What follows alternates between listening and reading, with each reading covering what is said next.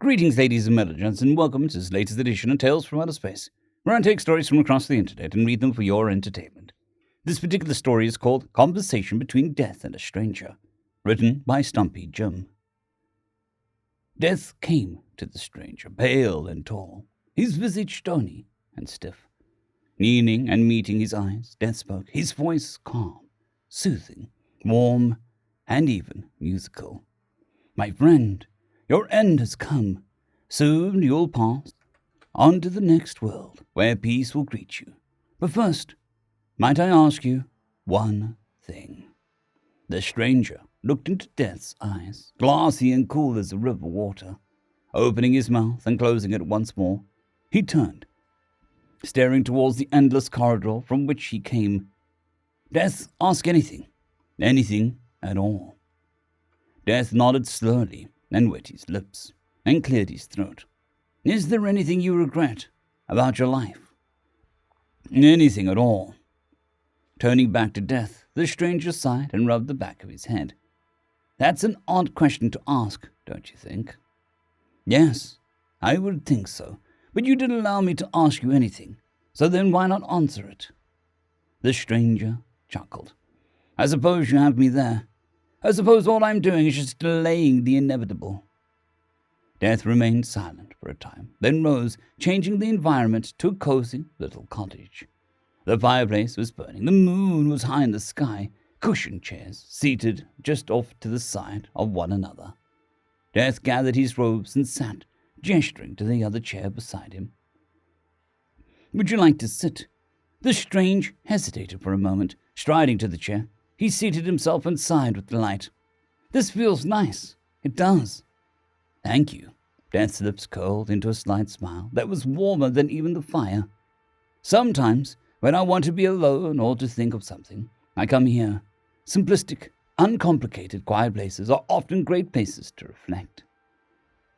I rather find excitement rather exhausting and distracting." "Peace is underrated," the stranger agreed. "It's weird, only when I'm about to die, gone from the world, that I figure that out. I suppose that's what I regret." "And why is that?" The stranger sighed. "When I was a kid, I was restive, always wanting to do something, always being the loudest, the fastest, the strongest, etc. But then again, all kids are like that, aren't they?" "Boys especially," Death nodded. "Can't sit still for 1 second without wanting to release all that pent-up energy. Makes it impossible to teach them anything, unless you manage to focus all that energy." "I was a right menace," the stranger laughed. "All the adults at the time were cursing me out for all the rascally things I did.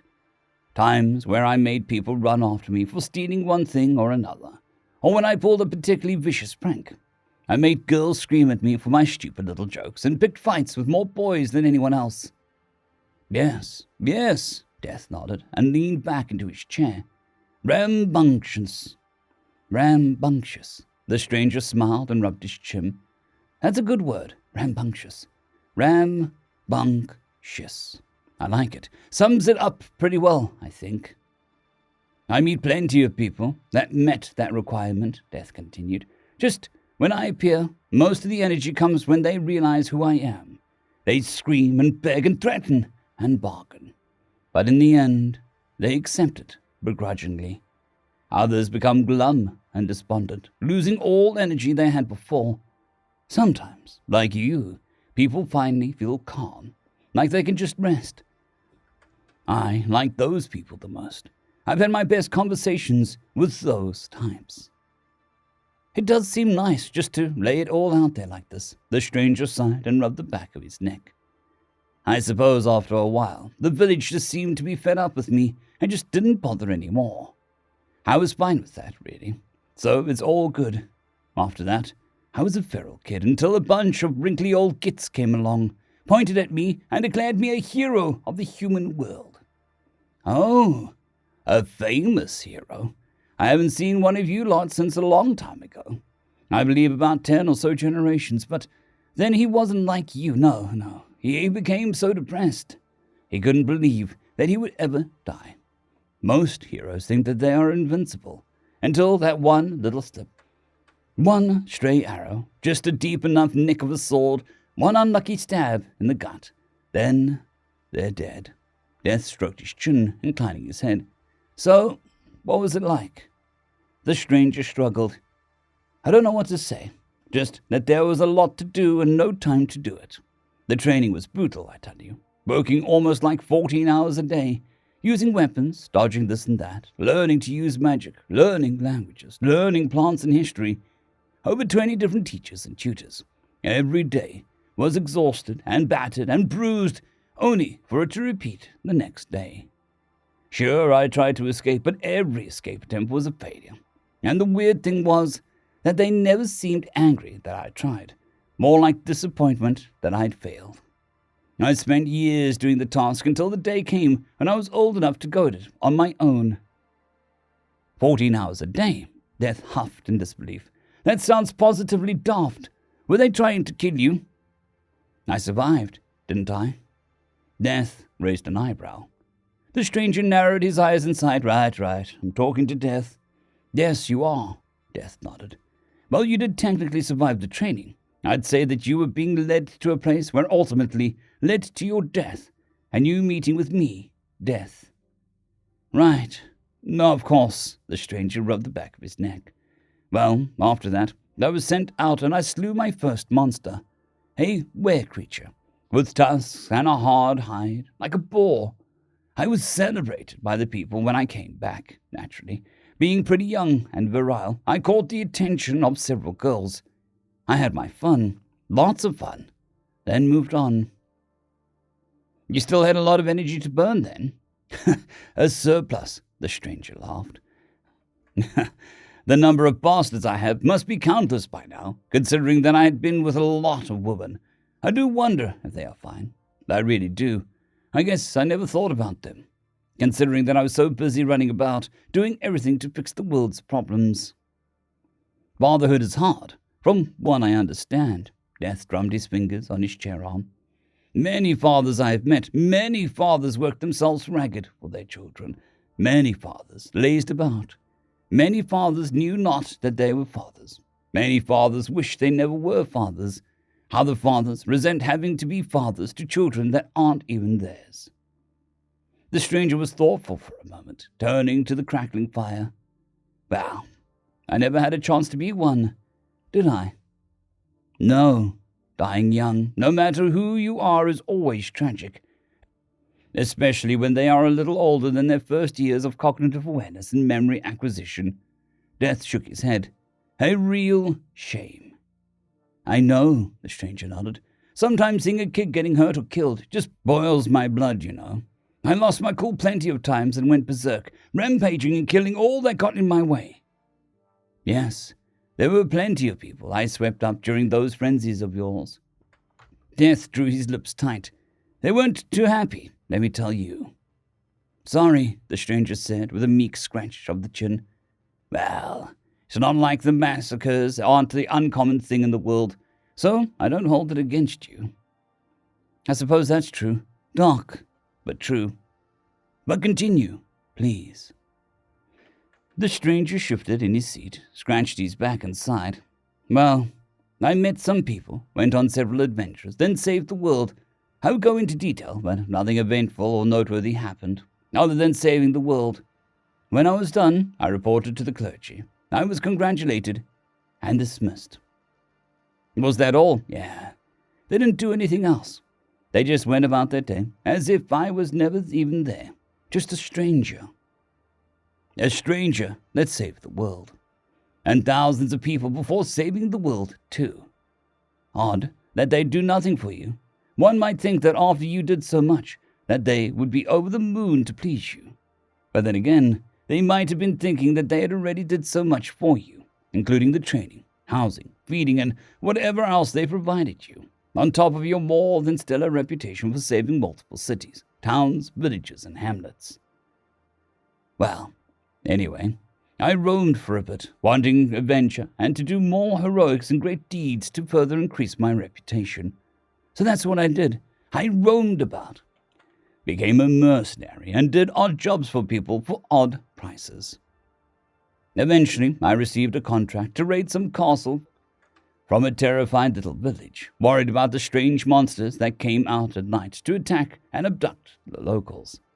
They were poor as dirt and could barely pay a tenth of what was the usual rate.